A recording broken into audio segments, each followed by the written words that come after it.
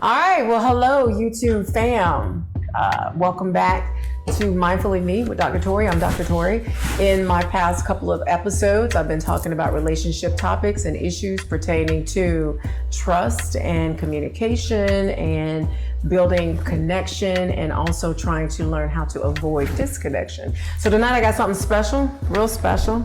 Got some people to share the content and the conversation with me. And so I'm gonna let them introduce themselves and then we're gonna jump right into it. The purpose of this particular episode is to not just give you information, but to also give you hope, to give you some inspiration, to give you some direction in how to move with where you are right now. With that being said, ladies first. Introduce yourself, ma'am. Hello, everyone. I am Tyonna, like the princess, and I am a serial entrepreneur who is now moving into my passion and purpose work. And what is that passion and purpose work? So I am moving into the sector of creating meditations. I'm really into internal work and things of that nature. And I'm also writing books. I just released a new prenatal book that I'm super duper excited about. So. Oh, congratulations. That sounds very interesting. She's got that meditation voice. Yes, soft and serene. Yes, let's bring it on down.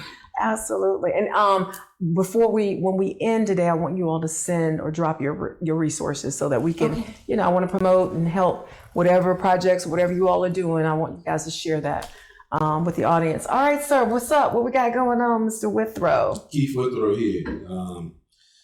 I have a show, Power Up Man Cave, and I also have Power Up with Keith Withrow.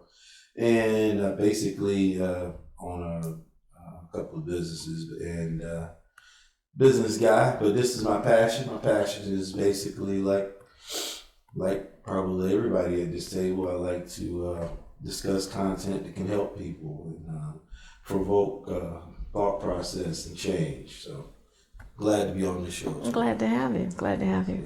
All right, and to my left, Mr. Elam, what we got going on? Yes, so Elam B King, located here in Atlanta, Georgia. I work with singles, I work with couples as well. I'm a 3-time author. I am a game master as well. And my overall thought kind of similar to what Keith just said, to whereas, in order for us to improve our communities, we have to improve our families. And those communities made up of families. Yes. And so in order to improve our families, we have to take a look at the two people who are intricate in building that family, which is the man and the woman. So that's what I'm here to do this evening and way beyond. Thank you. Glad to have you. Interesting to be on a panel with a man with the same kind of background as mine and working with couples and individuals pertaining to counseling, pertaining to coaching, and just trying to help create better connection, better communication.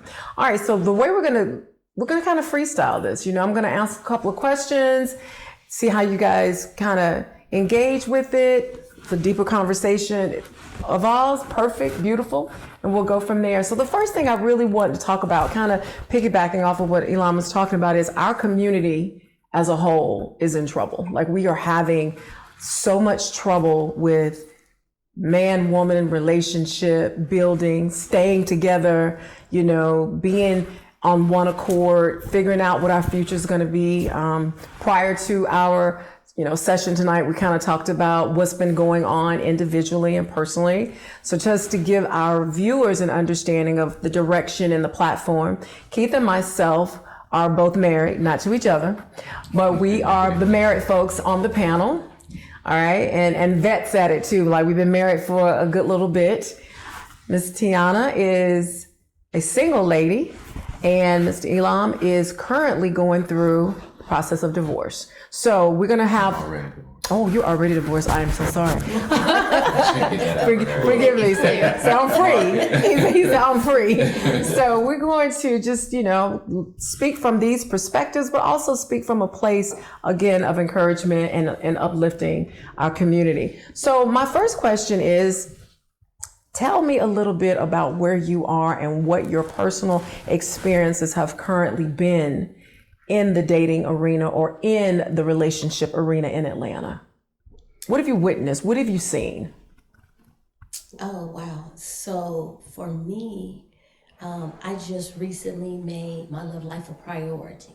So I've never done that before. Oh, wow. So I'm truly excited about that. And I had hired a coach and everything because I wanted to be serious. You know, it was a serious thing for me. And I really actually have been enjoying myself to the point where I almost forgot I wanted to get married again.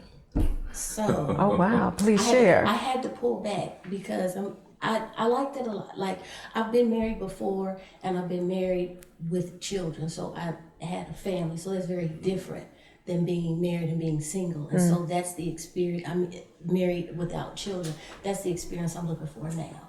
Like, I want me and my partner, my husband, to be able to enjoy us without the extra pressure of the children and things of that nature. You know what comes along with all of that. So I was having such a great time, I forgot that I wanted to get married. So I really just had to pull back. That is such a That's refreshing. I had to pull back. I really did. I had to pull back because I don't have the same experiences of people just being derogatory about the dating pool Right. and how nasty it is. Yes. Honey, the water was clear blue and sunny and shining where I was at. Because my focus Why do you think that is for you? I think because my focus was different, and I'm definitely a woman of accountability and super awareness. So, you know, I really feel like it's not really about who you attract, it's who you entertain. So I do a lot of inner work, and so when I see certain things, then I work on me first because I Excellent. know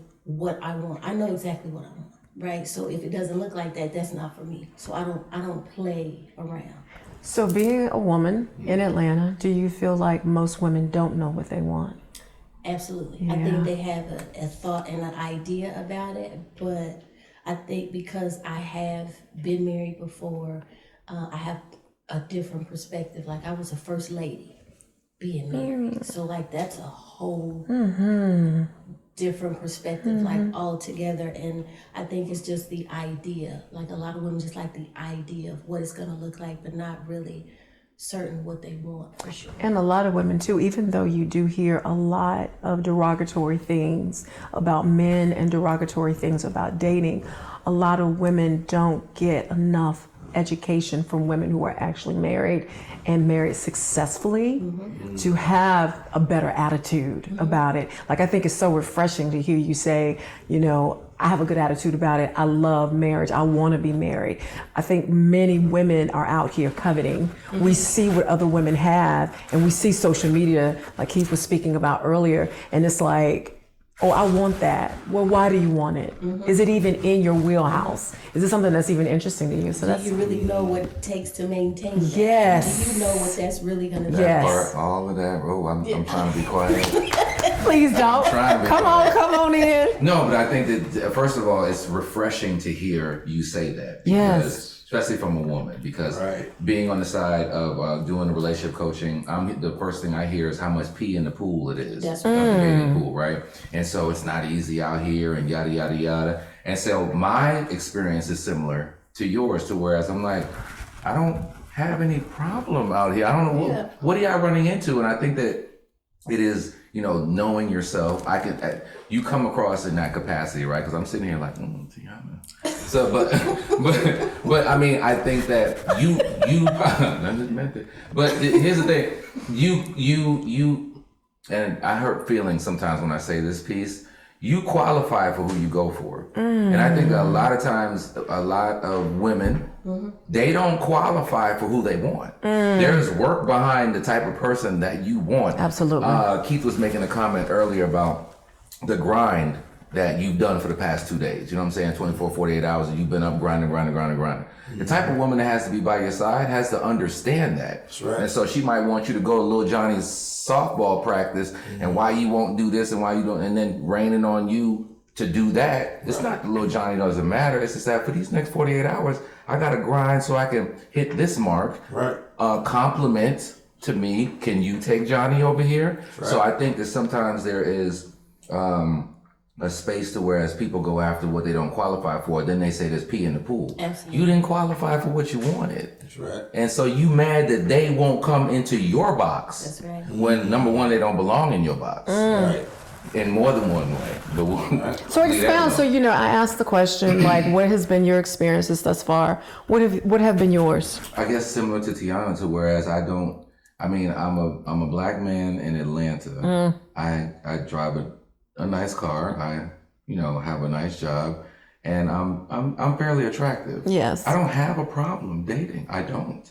And that might trigger somebody else's insecurity to think that that's something that's arrogant. It's not. There's a divine confidence that I do walk in. I know what God has given me. I know which direction I want to go for, and I qualify for everybody that I go for. So therefore, I don't run into the things that I coach people through. So, step one in being single and navigating in the dating space is know thyself. Yes. Know who you are and which direction you want to go for. Therefore, Tyonna, I can choose Tyonna because she complements what I've created already. I'm not trying to go square peg and round hole over there like, you outside my box and I just want to be with you because you're cute. Or you make this amount of money, or that, you can do something for me, or my eggs are, about to get cracked. So let me just go ahead and try to get with somebody, right? And just square peg and round hole. So I don't experience what I hear, but I do understand why people say that there's pee in the pool. You part of the pee, and you looking in the pools, right? You don't realize you part of the pee, and you need to clear yourself out first and go jump in the right pool that you belong in. Yes. And people aren't jumping in the right pool. I totally